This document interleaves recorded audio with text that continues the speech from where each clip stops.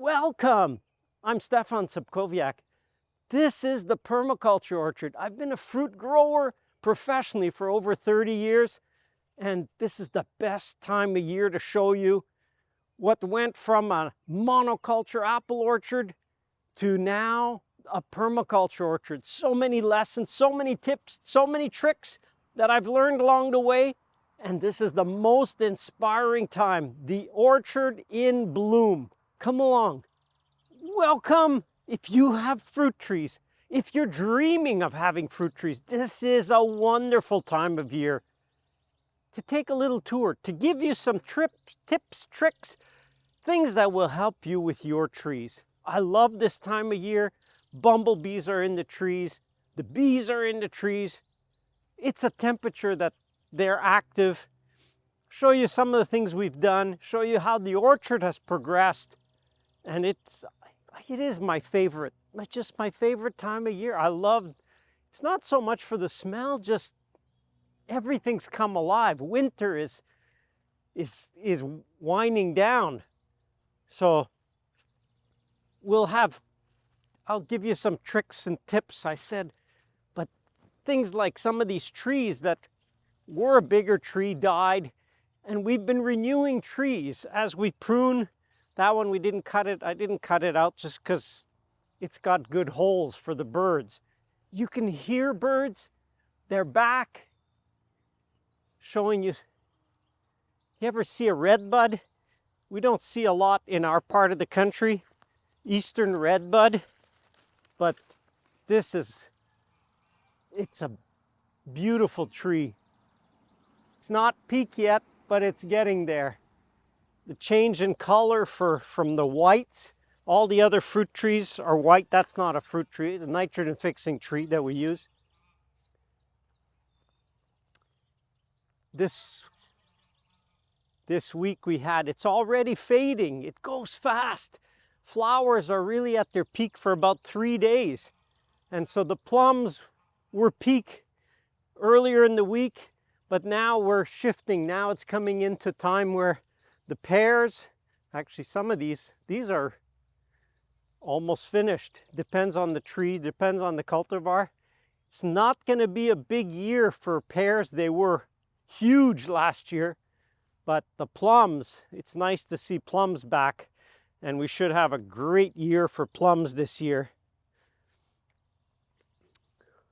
You notice underneath, yes, you could see some of the plastic. We had the birds in here last year cleaning things out, so they reduced the amount of mulch on the plastic. But otherwise, the plants are really coming in underneath the trees, trying to keep, so the trios, it's such a great system. If you don't use trios, consider using them, because it's so much better than what we had with the monoculture. This is nice. If you've done pruning this year, or you're gonna be doing pruning coming up for next year, just learn and focus on branch angle. It's so important. Understanding, do you want a tree or do you want fruit? And this points to the angle of most of the branches. If they're up above horizontal, you're gonna have a tree. You're gonna grow a lot of branches.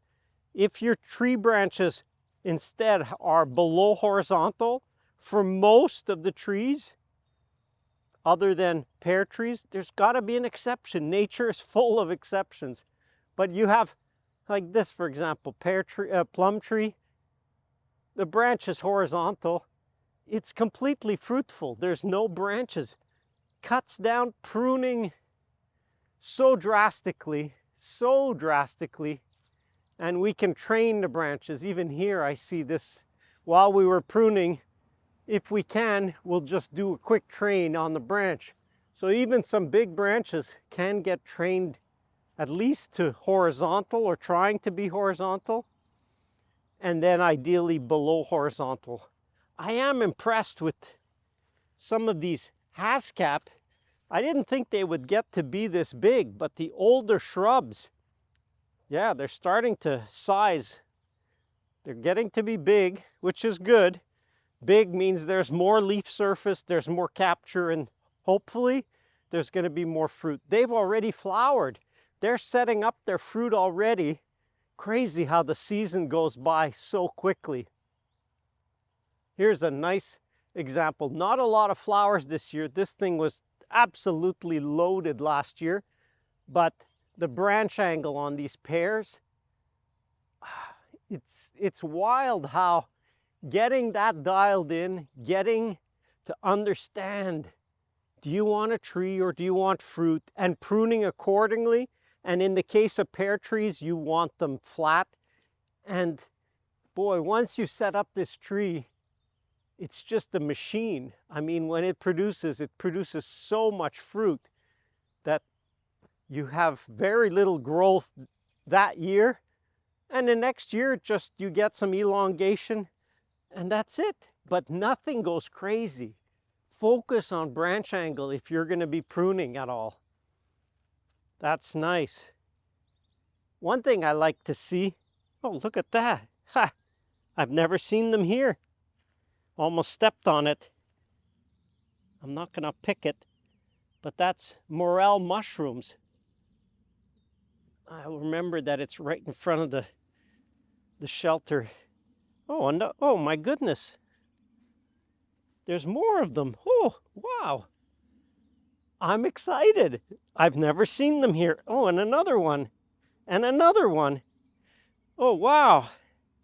That is great. Morel mushrooms. Not that they're valuable, but they're a great mushroom to eat. And this year I did a little, I followed a little course this last month on production and how to get morel mushrooms.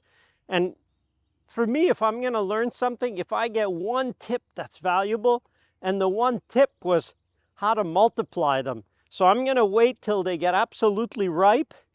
I'm going to cut them, and all you have to do is put them in water, take a drill, beat them around, get all the spores out, and then I'm going to run them through the irrigation line so that we can actually spread spawn or spores of morel mushrooms throughout the orchard. But neat to see that they're popping up in new places. Gonna have to watch as you walk. 1, 2, 3, 4, 5, 6. That's fantastic. 7, 8. Oh, wow. Gotta be careful where I step even. That's great. Great, great. Haha. Yeah. So that's part of the production.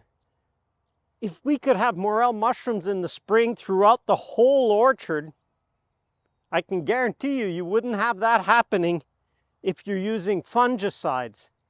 So just the fact that we don't use fungicides, we do use whey some years. I'm not planning to use it this year, but you would be killing fungus, whether they're on the leaves or they're on the soil or in the soil. It encourages killing fungus. I want to see fungus, especially such amazing and valuable as those morels are. Also nice to see how our vines, this one's actually pretty small, but the grapes are really kicking in on the nitrogen fixers, and that's such a nice addition. So as these produce, and we had a few last year produce, so there'll be a lot more this year producing, but getting the mushrooms to grow, I'm in mushroom mode, sorry.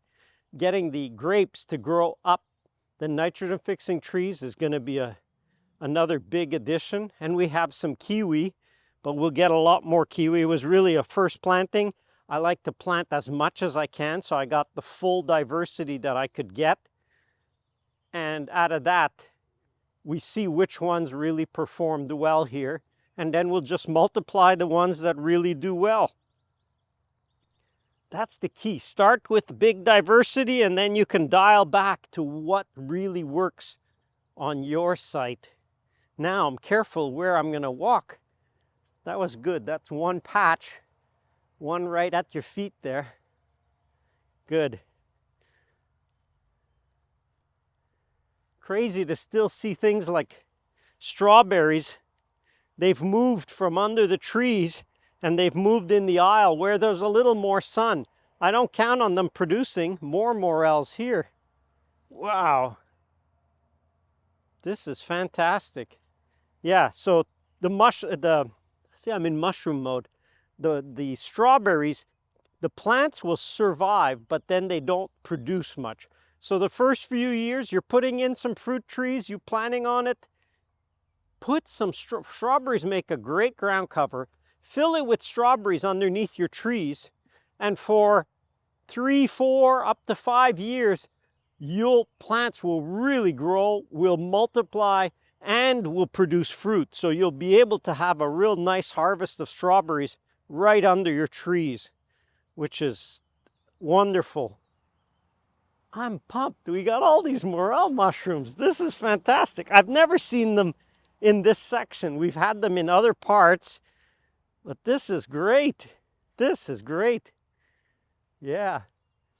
Another thing we saw this week, our first hummingbirds had returned, and this is a vine, climbing honeysuckle, and people go, "Oh my God, you're putting climbing honeysuckle?" Yes, we plant climbing honeysuckle because they don't spread here. Some places they spread, but the nice thing about these is they're probably the most productive in terms of how much flowers usable by the hummingbirds. I like birds. I want birds, and I do things to get more birds. So that's one of the things we do to encourage birds. Another grape growing. That's sweet. You know, the nice thing about looking at the orchard like this is in the beginning there is work. You'll put work in the beginning. It takes effort. It's like a flywheel. Yeah, to get that thing to start turning takes effort and takes work.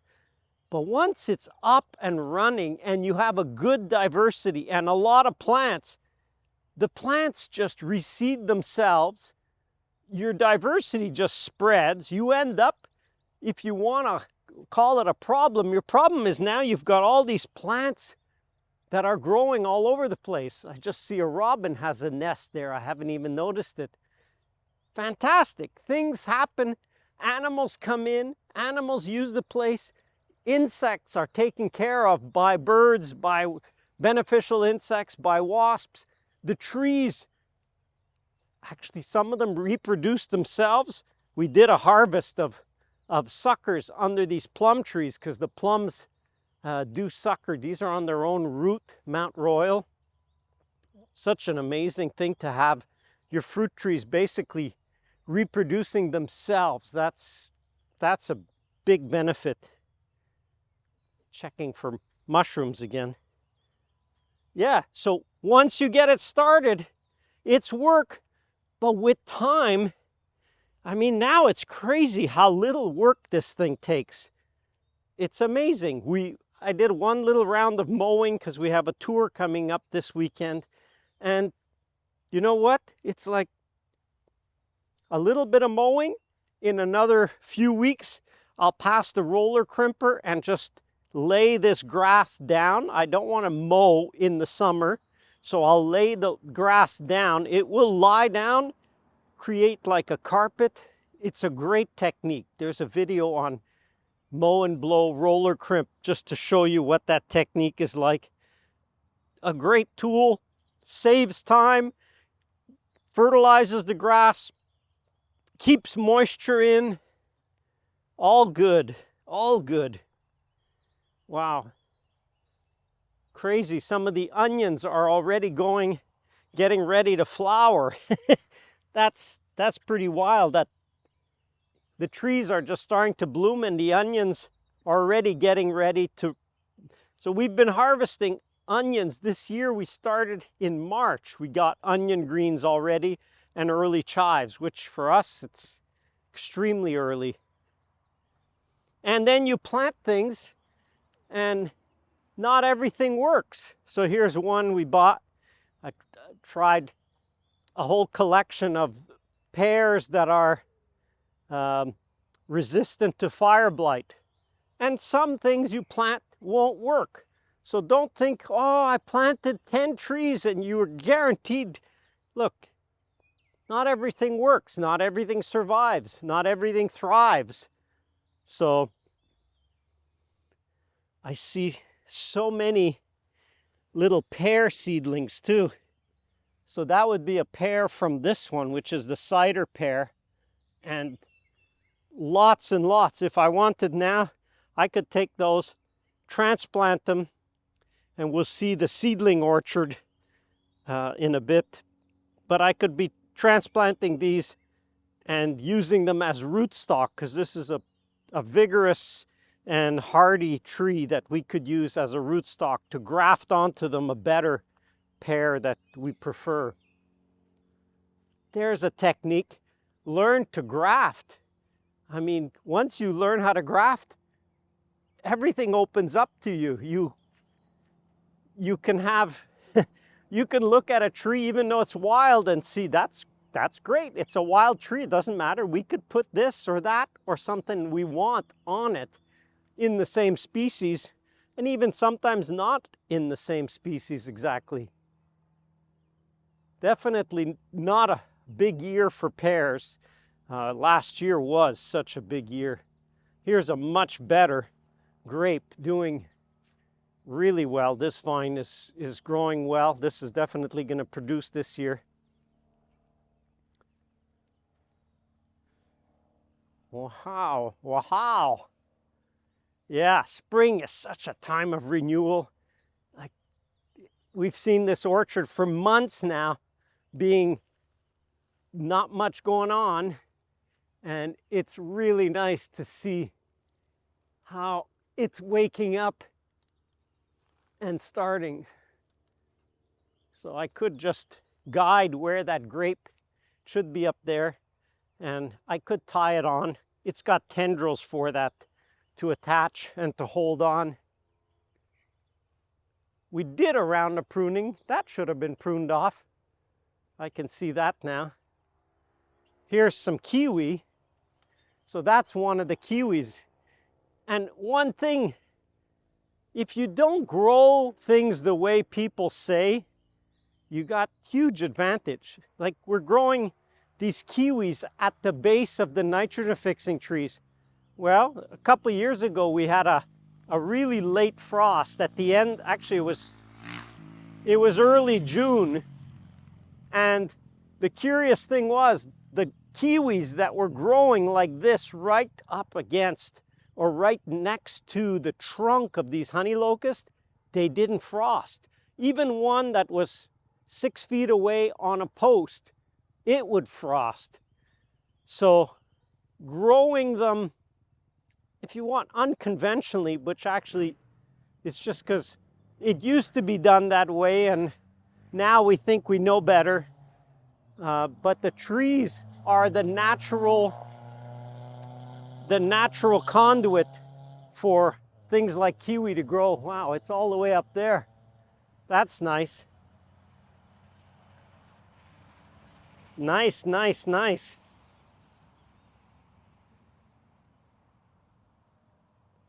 Curious, when you look down the aisle, there are a few, but it's really not crazy with dandelion or dandelion. And when we bought this place 30 years ago, if I bent down like this and I looked down the aisle, I wouldn't see green. I would just see yellow. It was that many dandelion. And I haven't done anything to try to get rid of them. I haven't pulled them. None of that. They do their thing. They cycle nutrients, and then they're off, allowing other plants to take their place. Now we do get them, and I like to see where they are. Usually they're in a place where it's shady. So right here I can see the grass is not very full, and so that creates a bit of an opening. Dandelion will take advantage of spots where, even if it's shady, it's a spring plant. So the leaves are not out full. They put up a bit of energy, and they finish their cycle, that's okay. So yeah, nice to know that these have done their thing. They've recycled their nutrients into other plants. So many medicines, so many things you can do with it. And yeah, they're not that good now to eat fresh or to eat in a salad because the leaves get bitter when the flowers come up, but when you get them early, that's really the time to get them, at least in terms of eating them fresh. Nice to see too that some of these, this is actually a row that we just replanted. Yeah, we replanted these about 3 years ago, and now things like these gooseberries, they're flowering, they're going to fruit, they're doing well. So that's a process, filling in the space. These are a little sparse, I find, these underneath the trees here. Not that much, not that thick with plants.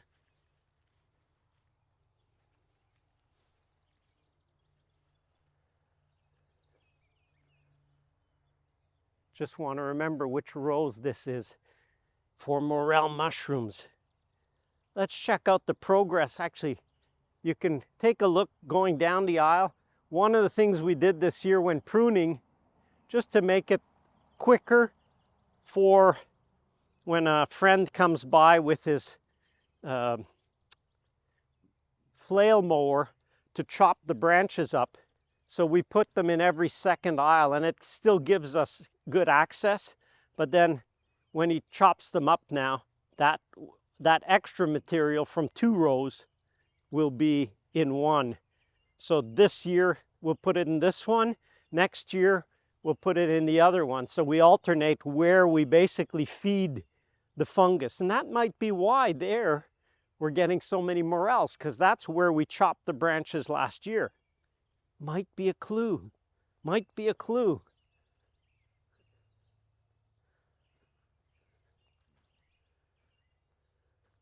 Nice to see these trees. They really took a long time in here. This is getting to be very sparse in here, but finally they're kicking in, finally they're producing. So sometimes you just have to be patient. I know we plant and we want to see results like this year, next year. Sometimes it just takes longer though. It just really does. And sometimes your tags to identify your trees fall off the tree. So before the season goes too far and we lose these tags in the grass, it's good to pick them up. Here's one of the other fire blight resistant pears. Last year it was planted, so it just kind of kicked in a little bit. Just, you can stay there. I just want to show you another example of a kiwi. And this one's going to actually flower this year because it's got side branches. But see how far that one goes up? Now you see it because the leaves are out, and the honey locust, the leaves aren't really out yet. So the kiwi's taking advantage of this early season, and that's a definite winner, that cultivar of kiwi. We've been pruning out this sumac as a chop and drop, but boy, this, be careful what you choose to put in. When I read comments about what people are trying, and try it. Please do try things, but realize that any of the trees that spread vigorously underground by rhizome, their role, and in this case sumac, but the same happens, we have some poplar, they will spread and they'll grow underground and come up, and they will outcompete the grass where they are because they're a pioneer. So that's their role. You could use that to your advantage, but realize that some plants are not going to be as low maintenance as others. And these definitely are not so low maintenance. Solo mio. bee in this one, a bee in that one. They're being, yeah, nice, another bee. All this is not honeybees. Here's another one. It's nice to see that these trees are all getting pollinated without any honeybees. We don't want honeybees because now this is going to be the third nice sunny day we've had, and even today is not full sun. So it started off cool, but getting your trees pollinated properly, if the temperature's right, this is a little early in the season for them this year, so I don't think I've seen this one produce yet. Oh yeah. Yeah, it's a great time of year. These are not that fragrant. Not really. Actually, they kind of, they do attract some flies. So not every fruit tree is going to be, oh, such a heavenly fragrance. Apple definitely is. Pear and plum, not always, and not so much. Nice to see, though, that these really are kicking in to produce, though. This will be a good plum harvest in here. Hopefully. I've learned, don't count your fruit until they're in the basket. Why? Because between now and fall time, things can happen. I mean, we can have a hailstorm. We don't have them often here, but it's a possibility. We could have the weather turn and it could frost. We've had that where it frosted so hard that it killed all the flowers and the little fruit. So, you know what? Don't count on it until it's in your basket. Because it is easy to be disappointed if it doesn't happen, or if we have a huge year of some insect. We haven't really had severe problems with that for a while. Oh yeah, see that? There's the petal fall already. So they've been set. 2 days, 3 days of pollination, and a lot of these trees, the fruit are well established in the flowers. This is a bit of a branch one. We'll go in this one.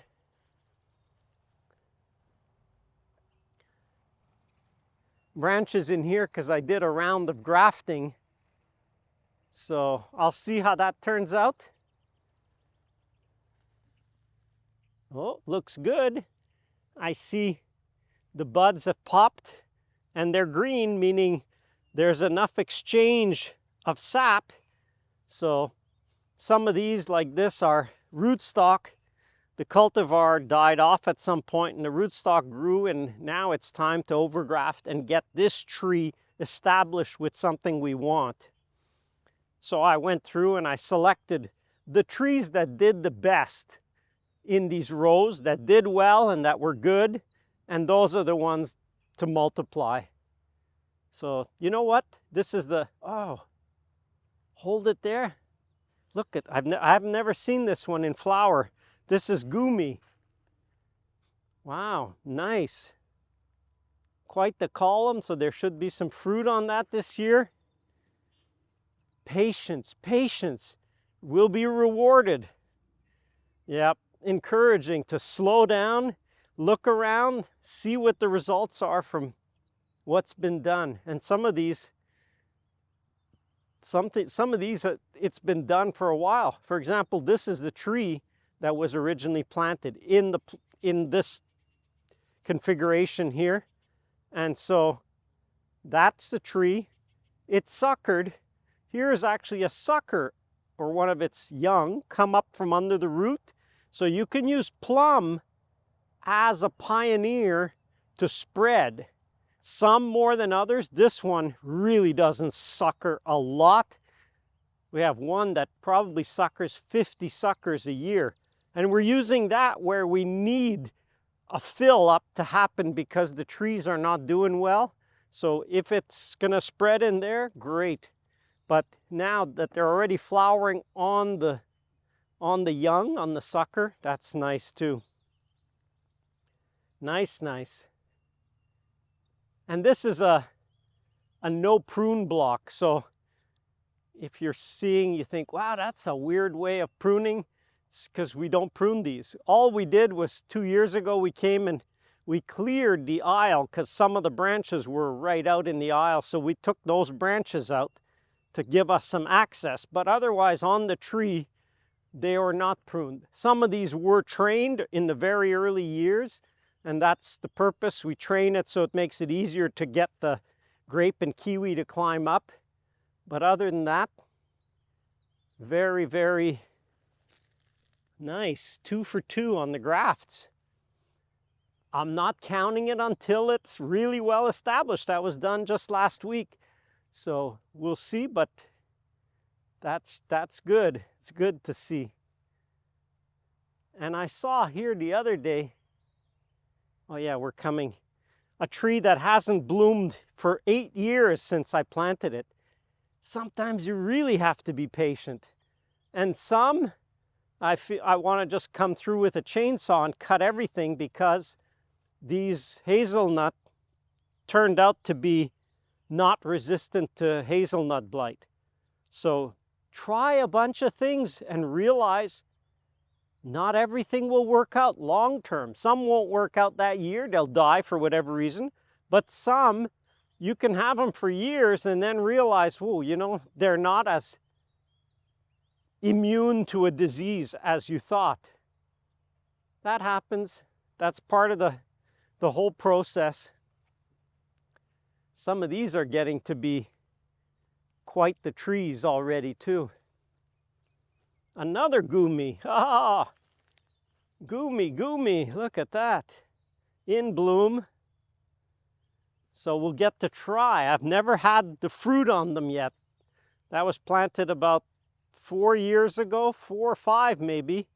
And 2 years ago we hit minus 34 Celsius. That was cold. They froze. Everything that was above the snow just froze to the right to the snow level, and the root survived. So they've come back from the root. They've grown. This is the 3rd year, so it flowered. Now we'll get to see and try them, how they turn out.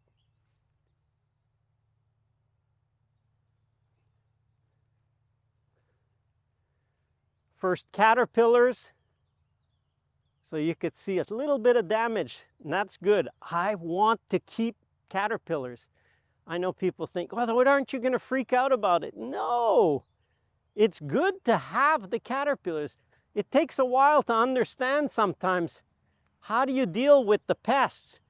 You deal with them by always allowing there to be a population of them. I don't want to get rid of fire blight. I don't want to get rid of caterpillars. I don't want to get rid of anything completely. I may occasionally bring them down, whether it's trapping for some insects or spraying away for some disease. But I want there to be some all the time, because there's a wasp that will find those caterpillars, or the birds actually are going to be at them very quickly, and they'll take care of them. I no longer worry about it. I've seen the cycle happen enough years that I know it doesn't matter. It may look bad at times. Ooh, there's 2 nests or 3 nests on a tree. And 3 days later, we come back and they're gone. So here's a nest right here. And you can see it's pretty well one branch. So let me isolate that one. This is no prune, yes, but just to show you what happens. So they're here, and they ate some of the leaves on here. They didn't even get to these yet, but they may not. And then what will happen is you'll see either they get, oh, there are already some that are mummified. They're just like skeletons, and that's usually a parasitic wasp that would lay its eggs on the caterpillars, and then the caterpillars, they get eaten from the inside out. So again, nature controlling it so I don't have to, that's great. And if I put it in this tree, I don't take off nests, but they can climb and they won't find anything they like, which is one of the biggest benefits of having nitrogen fixers in part of trios. If you made it this far, trios are so important. They're the foundation of the orchard working easily for you, not you working for the orchard. And insects is one of the things. It isolates the fruit trees from fruit trees and really creates a barrier that the insects don't want to cross, because they're a great place for beneficial insects. That's the most advanced in the apples. So that's advanced pink bud. Some of them starting to pop. So that's nice. We'll have a few apple trees in bloom for the weekend. Here's another nest. Oh, you can actually see where the caterpillar eggs were, and that's where the nest started. Again, how bad is that? One branch. One branch eaten, that's nothing. When thinking back of how badly it was and how many caterpillars we used to have, where it was disaster, disaster. And that's not disaster, that's a nice results from grafting. Haha. I've taught so many people to graft, but I don't graft that often myself. I just needed to do these trees because we've had these rootstock available for a while. And so just put them on, just add to the diversity by putting trees that I really know will do well. Here's an example of an overgraft from, wow, that would be 5 years ago. So these, actually in the third year, usually they'll start to flower. So that was just cutting the rootstock right at this level and overgrafting. It was a crown graft, so we put in for that size, we put 3 scions. 2 of them took well, and 1 of them will dominate. So I could even come next year and cut the other one off. And that tree is well established, well transitioned from what just a rootstock to now being, I don't even know what that cultivar is. I don't see a tag on it, but it was one of the better ones, that's for sure. Another Gummy and more flowers. So we'll really get to try Gummy fruit. I know some of you have posted pictures and you say, yeah, Gummy is great, because it's a nitrogen fixer, so it's part of the trios. And I really like, now I'll be able to add to it, because I've been saying use sea berry because sea berry is a nitrogen fixer that gives you fruit. But now I'll be able to say, for those of you in the right climate, add Gummy. It'll give you fruit, it's a nitrogen fixer, and in fact, I could see that a shrub like this, just by the way it grows, I've never experienced it over many years like some of you have, but it looks to me like it'll be a thick enough shrub that this will be a great place for birds to nest. Plus they're a little bit spiny in some spots. Here you could see the spine remains. So birds like spiny shrubs or trees because it's safer. A raccoon doesn't like to just crawl around in there. So I could see that in 2 or 3 years, if this doesn't frost back again, that these will be a good place for some of the birds to nest in. Adding nesting habitat is always nice. Here's another overgraft, also flowering. Give it time, do the work, and then the trees start to reward you. It's nice to see. We've never had plums this far down this row, because this gets to be really poor in here, the soil. This is just, let me just get down here. It just rained last night, but yeah, this is just beach sand. This is pure sand. There's very little organic matter. So even having some of these finally getting established and finally flowering and hopefully fruiting will be a nice change for this area. Still trying to see what trees, what will do well. So now we'll be adding more The plums, okay, still a little slow. I suspect cherries will do better in here. And actually the black locust has been spreading here, which is good because it will improve the soil long term. And we don't have to plant it. We just have a few. So there's one back there, there's one over there. And the roots from that one, so that's 12, 24, 36 feet away from the tree, it's suckering. To give you an idea of how far that tree will spread, it will spread. And even, again, here's a really nice little one, but that's a root sucker of Mount Royal because it's on its own roots. It's not a grafted tree. So that's a great plus. Where is my, here it is. So this is the first time, saw this week and I thought, oh man, I've waited so long. This is green gauge plum, or mirabelle in French. And yeah, we'll get to try, hopefully get to try this tree, how it tastes. It's taken a long time. I suspect, and where I got it from in Montreal, it was a clay soil and it was doing incredibly well.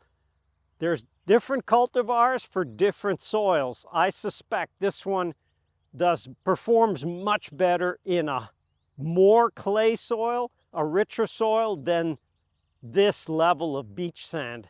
So try it. That's what I say. Put the diversity in and see. The plants will tell you what you want. Is you want an orchard to grow fruit trees like weeds.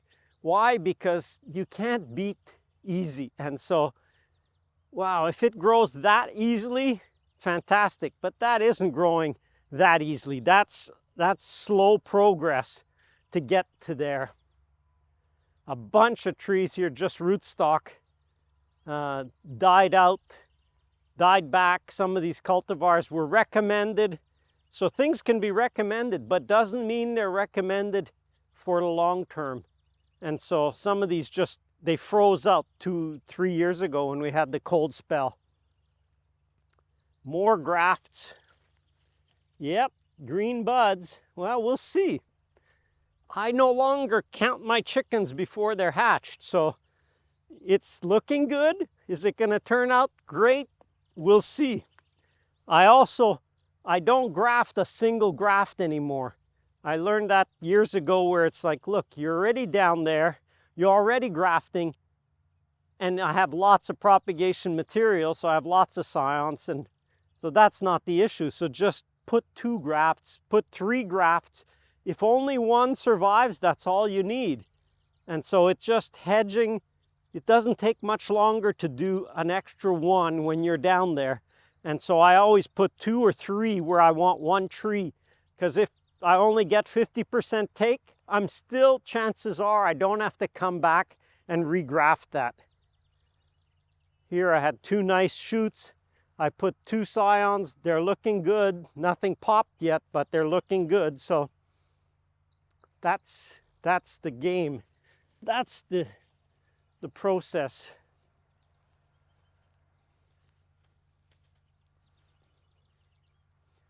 These are going to be loaded. They're getting ready. These are a shrubby choke cherry. They're doing well. I know cherries do well here. It's taken me a long time to learn, but finally we've been planting sweet cherries, excuse me, bush cherries, and just putting in what the site is telling you to grow. If your site is growing blueberries like crazy, then you'd kind of be crazy to try to plant things that are not blueberries as an important part. Let your site tell you what grows like a weed. I keep saying some of the same things because it's just, that's the simplest. Look at the size of this nest here and another one just down there. So these cherry trees, we've seen this happen year after year.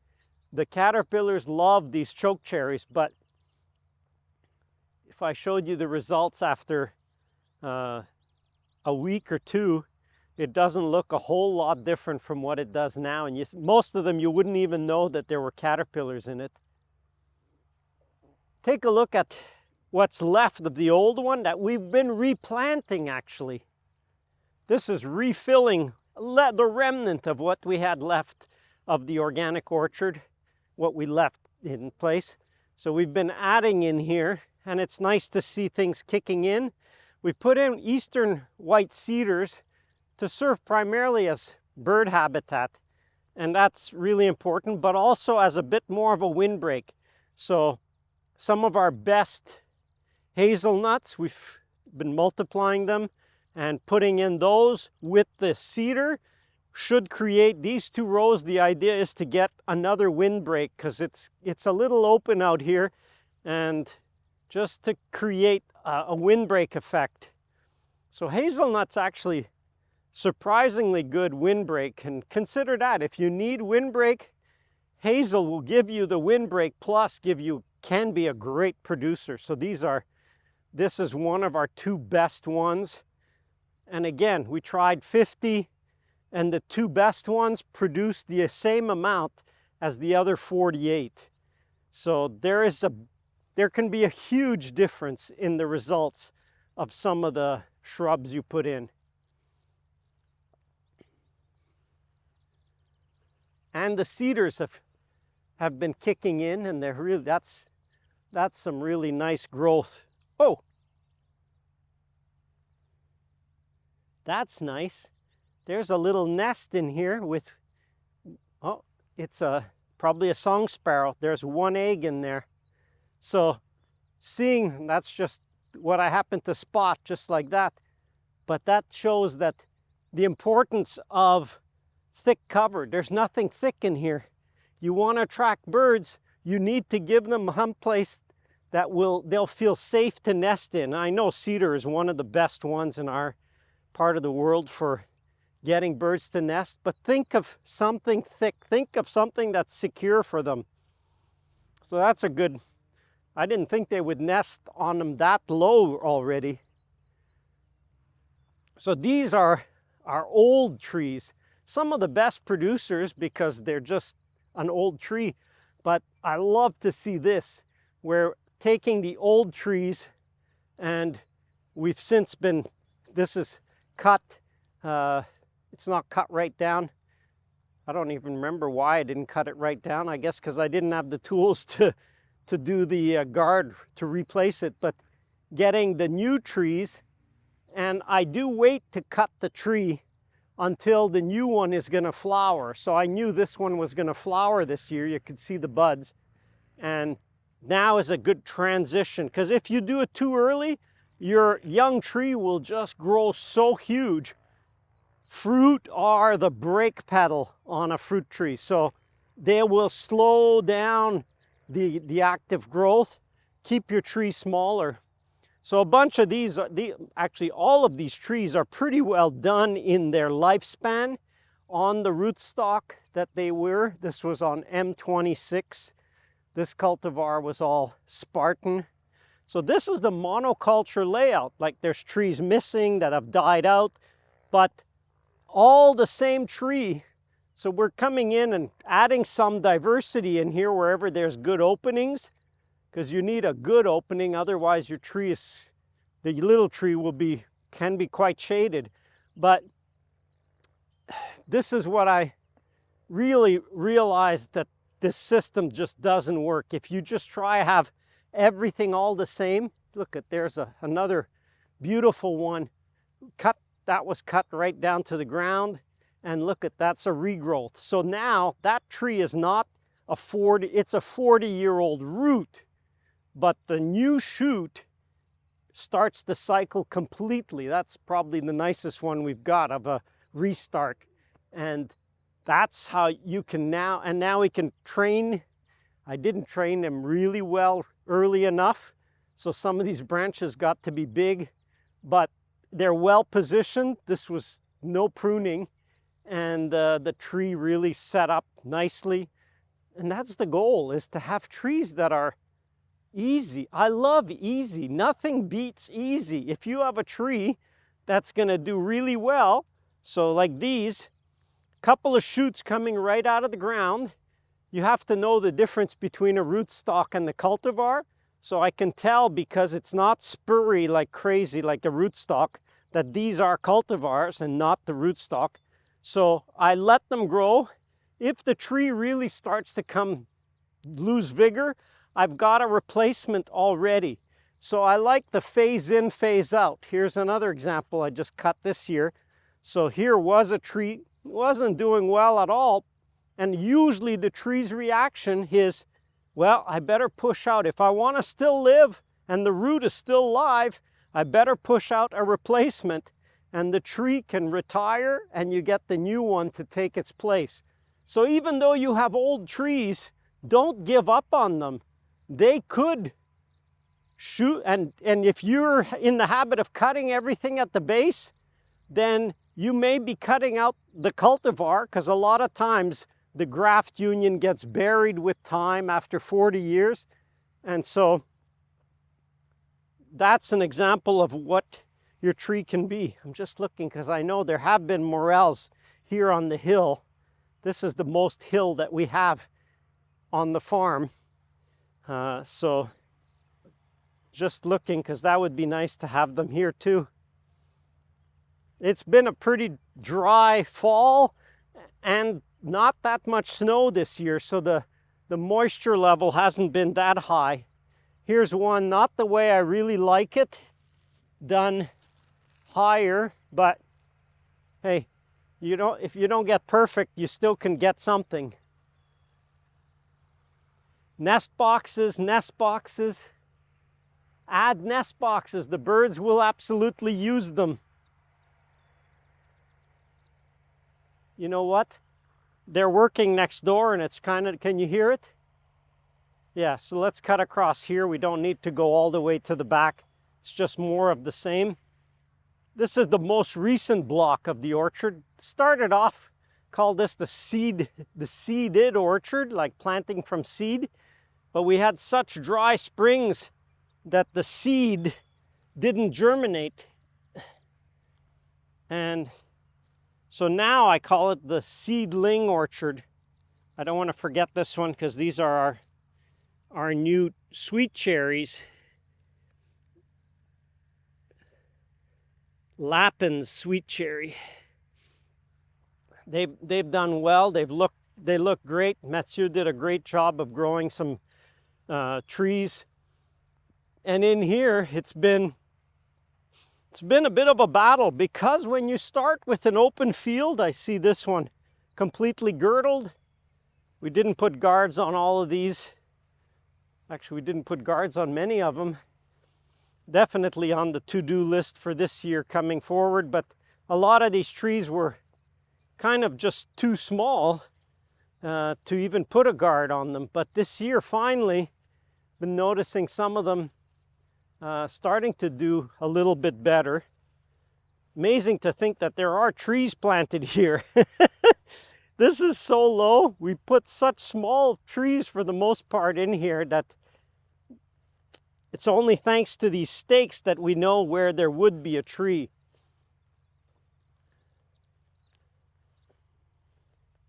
Oh, that's an apple rootstock.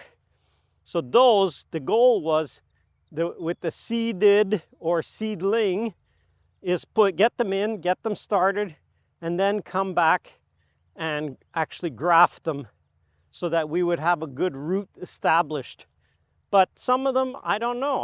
I like Mark Shepard's trick, and that's what I'm using, is to leave the first branches on the tree, let them express what they're going to be, and graft above the first branches, so that if you see by chance that seedling gave something really good, well, then you can take that branch, take shoots off of it, take scions, and graft it, because it's worth propagating. But in the meantime, you're benefiting by not waiting 8 years or 5 or 3 years, depending on the seedling, till you could know how good of a tree it's going to be.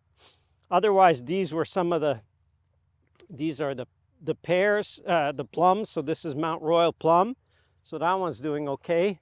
Some are, these are, that's the SK cherries. So either Juliet, that one I know I got from somebody, a Romeo. So Romeo and Juliet, the romance series. But yeah, we'll see. I've never had them growing. I've had them growing, but I've never had them fruiting yet. So it can start, when you start your place, it could look sparse for a time. And these are, we did these double wide because the idea was seedlings. So these trees could become eventually very large, which is great. Having less trees, but they can be really big. Taking the time to train them, and they can be a really impressive example of what you could get. I'm always willing to try and experiment and learn. I'm not afraid of trying and failing and making mistakes. This wasn't a failure, it was feedback that, hey, you don't know what the spring's going to be like. So putting a seed in the ground, and if they didn't sprout the first year, the voles came in and ate all the seeds. So tried. It would work in the right conditions, in the right situation.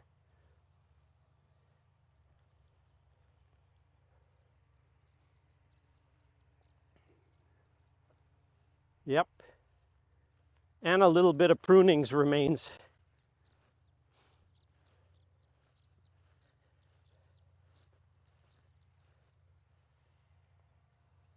Show you our hazelnut windbreak. I like these thicker areas in the orchard. We're starting to see a lot more birds using just these areas. Some of you have the access to. This has become my favorite apple, blue pearmain. Just such an exceptionally tasty apple in my view. Disease resistant. It's just like you want easy. This one here is proving to be easy. So it's what I grafted throughout these, I think 6 rows here. I grafted that one. I just want more of it because, well, it proved to do really, really well.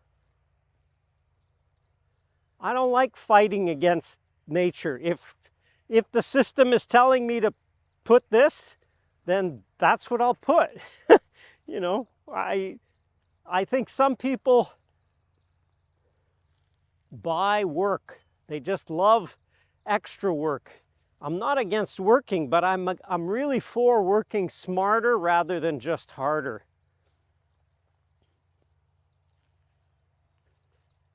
So these hazelnuts can get really pretty thick. This is also these two rows are really meant to be a windbreak in the orchard. It's the halfway point. So just to keep that wind up higher, out of reach, is a nice thing. Some Korean pine, long term for pine nuts. So you can have short term, things like strawberries, things like raspberries, put them in the first years. You want really short term, put vegetables under your trees. Like I said, strawberries, that's the second year. But you can cut, if your tree is this big when you plant it, put vegetables. We had so much vegetables in here the first years because it was full sun. So it was a great strategy. Another blue pearmain, beautiful tree, never been pruned, just to give you an idea. I mean, that's fine for me. It's like, look, that tree is no maintenance. Yeah, these hazelnuts, boy, it's starting to be a hazelnut jungle in here. Some autumn olive, so we had Gummy, and we are trying some autumn olive, different cultivars. And again, they also frosted right to the ground when we had the cold spell. Now I'm looking along the trunk for more nests, because now that I saw that they could be using it, they could be using any one of these. I know these honeysuckle, these are honeysuckle that were in the wood chip mulch when we planted these hazelnuts, and some of them got going actually pretty well. And so they're also an early to leaf out, and some of the birds like that.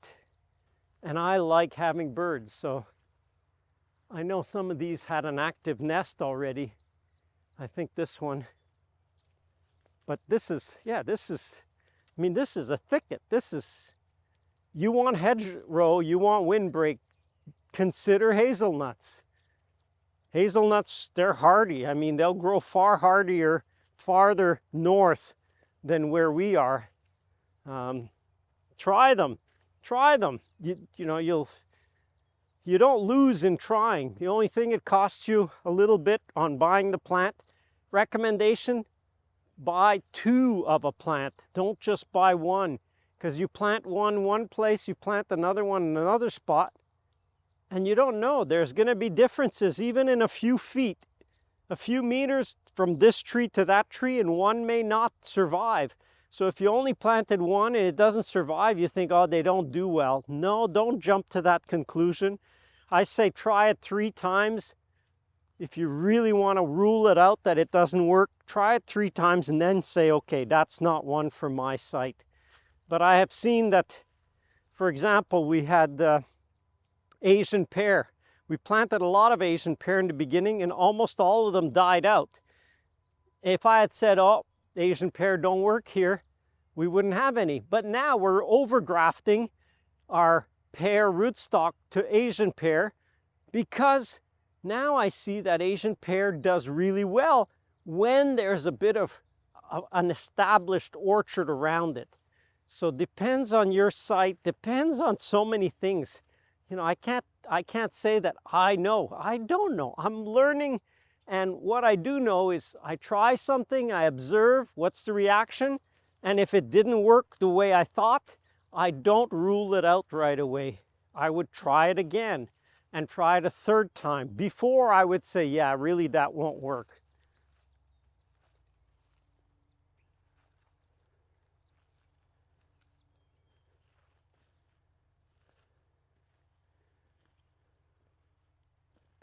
Just listening to, when I go by the flowers, I can hear the bees in the trees.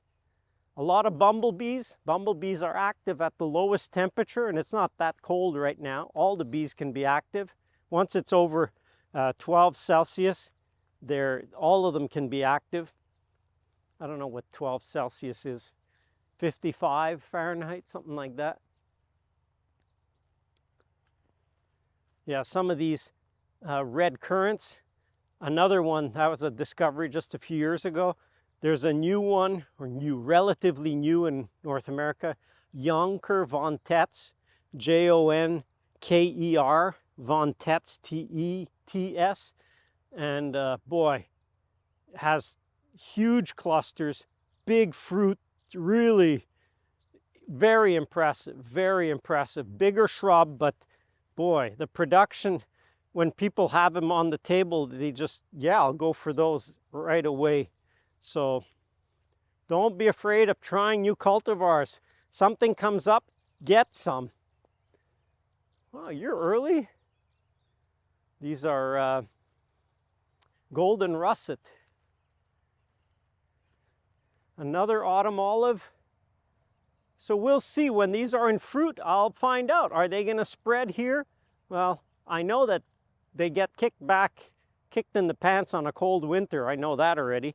Last winter was extremely mild, so we'll see. Do they only flower when it's a mild enough winter? We'll see. In the meantime, it is filling in the spot of a nitrogen-fixing shrub that produces something, which is, I mean, that's a win-win for me. Once you pass there, I want to show you this one. Just look. This is a good example. Maybe if you back up, you'll be able to get the whole tree. What was I saying? Do you want a tree or do you want fruit? We trained the bottom branches early when this tree was young, and they are more to horizontal. So these bottom branches are more prone to produce flower buds. When you look higher, the branches are much more upright. Didn't train them, that's far. And they're not producing nearly as much. So there's a good comparison of just what that branch angle means for the possibility of producing fruit or not. Our geese just spotted us. They actually have eggs this year. 2 of them have eggs. So we'll see if we'll get some goslings. Adding in raspberries. Here's purple raspberries. Boy, those are good. If you like it, if you want for raspberries for taste, get, I think this is it Brandywine? I forget the cultivar, but boy, that one is the tastiest raspberry for eating fresh. It's really considered a processing one because it has so much taste to it. Now I'm looking if there's more morels around. That would be nice. That would be nice. But at least I'll have enough morels that I can, maybe I'll just mix them up, put them in a sprayer tank and just drive through and spray them everywhere. Ideally before rain, so the rain will wash the spores into the soil. And boy, that's kind of a dream, to have the whole orchard with loads of morel mushrooms in the spring. There is a luxury, something that you don't see every day. Sparse areas and closed areas. This is what happens, is the orchard changes with time. Some trees do really well. These produced for the first time last year. I didn't even know until somebody brought me a nut. They said, hey, is this a shagbark hickory? I said, yes, it is. And so this shagbark hickory hasn't started to have the shaggy bark, but really nice tree that I'll see how well it does with the others. That's part of the whole thing, is does it play nice with the others around it? And yeah, if it does. The herbs wintered well. We're kind of on borderline, something like sage, thyme. Thyme usually is not a problem. It's hugging the ground. It's usually covered, but sage can be absolutely above the snow level, and if it's cold enough, it'll just get killed, everything above the snow.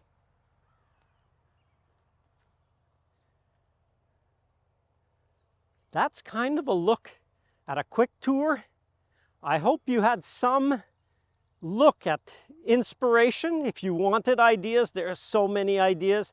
Check out the masterclass at permaculture.study. If you really need to go deep and you say, man, this is something I would love to have, and I know there is a lot of people who would love this, and I really wish it for you. I would love for you to experience what abundance is like.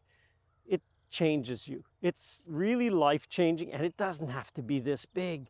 You could take part of one block here and you would absolutely enjoy abundance. And you can, even in your backyard, even in your front yard, on a small piece of land or on a larger piece of land. Check out the masterclass at permaculture.study and start today for free.